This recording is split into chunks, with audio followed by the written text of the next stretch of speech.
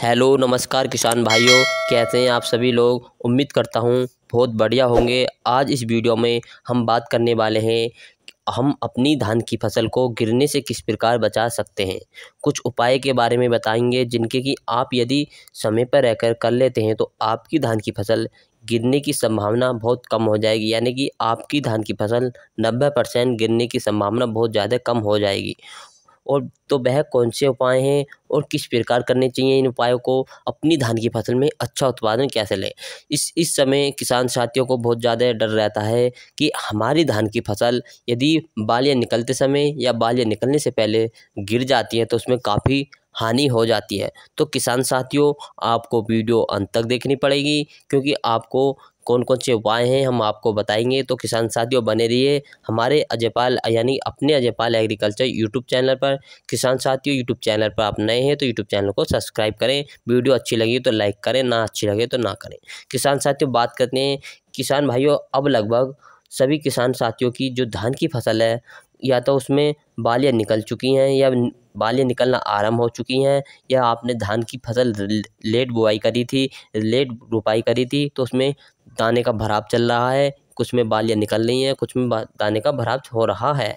तो इस समय हमारी धान की फसल के लिए अत्यंत महत्वपूर्ण माना जाता है क्योंकि उस समय जब दाना बनता है उसमें दाना की यानी कि दूध अवस्था में होती है तो धान की फसल उस समय गिर जाती है तो काफ़ी हानि हो जाती है, जिसमें दाने का भराव काफ़ी अच्छा नहीं बन पाता। तो इसलिए हम आपको बात करेंगे कि इसमें कैसे बचाया जा सकता है, कौन कौन से उपाय किस समय पर करना चाहिए। इस अवस्था पर हम सबसे बड़ा डर यही रहता है कि हमारी भविष्य में फसल गिर ना जाए। यदि फसल को गिरने से बचाना है तो आपको कुछ उपाय करने हैं। तो सबसे पहले जो आपको अपने उपाय करने हैं, आपको नंबर 1 पर सीमित सिंचाई करना, यानी कि सिंचाई की व्यवस्था देखनी चाहिए, सिंचाई की ज़रूर देखभाल करनी चाहिए।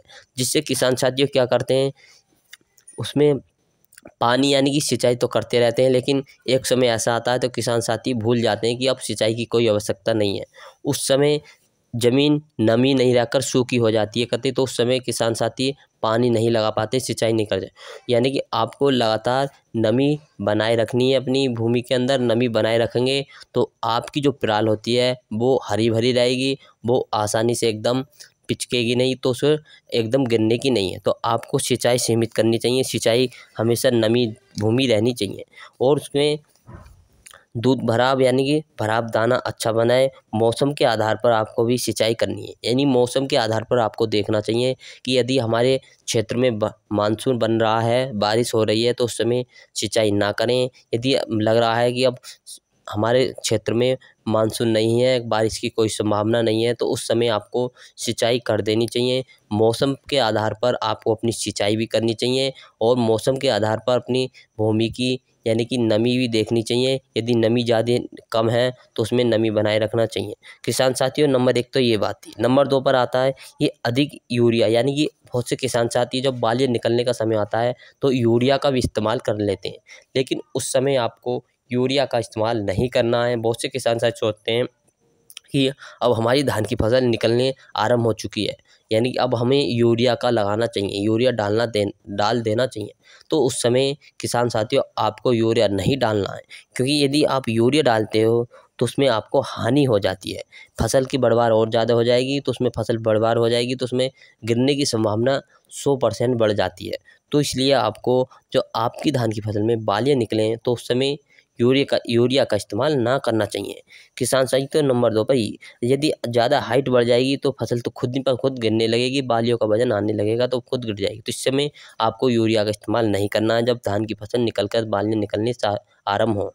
नंबर 3 पर आपको अपनी धान की फसल के लिए यानी जो जब खाद लगाना चाहिए तो कौन से खादों का प्रयोग करना चाहिए, तो उस समय आपको यूरिया न डालकर कुछ ऐसे खादों का प्रयोग करना चाहिए जिससे कि आपकी धान की फसल यानी कि हम अपनी धान की फसल अच्छी, दाने का भराव अच्छा रहे, दाने का मोटा अच्छा रहे, उसमें काफ़ी अच्छे फ़ायदे देखने को मिल सकते हैं। तो आपको कौन-सा खाद का प्रयोग करना है, कौन से दवाइयों का प्रयोग करना है उस समय जब बालियाँ निकलना आरंभ हो, तो उस समय आपको किसान साथियों से सबसे पहले जो आपको अपने प्रयोग में लाना है, बालियाँ निकलते समय जो आपको लाना है, पोटाश का प्रयोग करना है।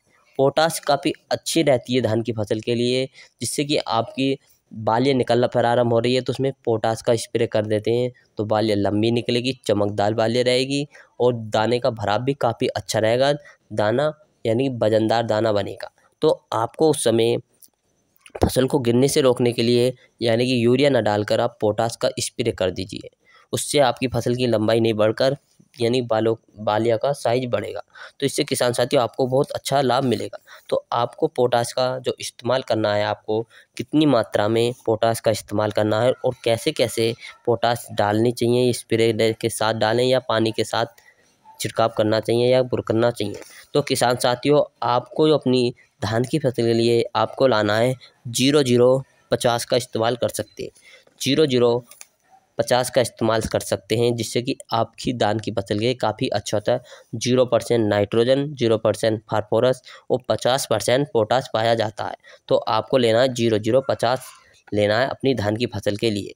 किसान साथियों और इसकी मात्रा की बात करते हैं तो आप इसमें 1 से लेकर 1.5 किलोग्राम प्रति एकड़ के हिसाब से आप इसका स्प्रे कर सकते हैं और किसान साथियों स्प्रे कर सकते हैं। यदि किसान साथियों आप स्प्रे ना करना चाहते हैं और उसे पोटाश का प्रयोग यानी पोटाश का प्रयोग छिड़काव करके डालना चाहते हैं तो आप उसमें पोटाश का जो इस्तेमाल करना है आपको, तो 25 किलोग्राम इस्तेमाल कर सकते हैं आप, जिससे कि आप बुरकाव कर सकते हैं। तो इसमें 25 किलोग्राम प्रति एकड़ के लिए पोटाश की मात्रा डालनी है। यदि आप स्प्रे करना चाहते हैं तो 1 से 1.5 किलोग्राम 0050 का स्प्रे कर सकते हैं। और किसान साथियों हमारी वीडियो आपको अच्छी लग रही हो तो वीडियो को लाइक एवं शेयर जरूर करें। यदि किसान साथियों आप अपनी धान की फसल के अंदर ये तीन से 4 उपाय कर लेते हैं तो आपकी धान की फसल काफ़ी अच्छी बेहतरीन रहेगी, खड़ी फसल रहेगी। सबसे पहले आपको सिंचाई की व्यवस्था यानी सिंचाई की देखभाल सही रखनी चाहिए मौसम के अनुसार। नंबर 2 पर आपको अधिक यूरिया का प्रयोग नहीं करना चाहिए। जब आपकी धान की फसल बालियाँ निकलें तो उस समय यूरिया का प्रयोग नहीं करना चाहिए। लगता है हमें खाद की ज़रूरत है तो आपको स्प्रे के रूप में ही खाद लगाना चाहिए।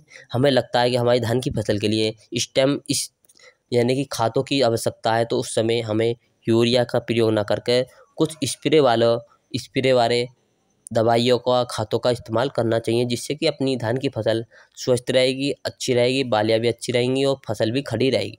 तो किसान साथियों हमारी वीडियो अब हम अपनी वीडियो को वहीं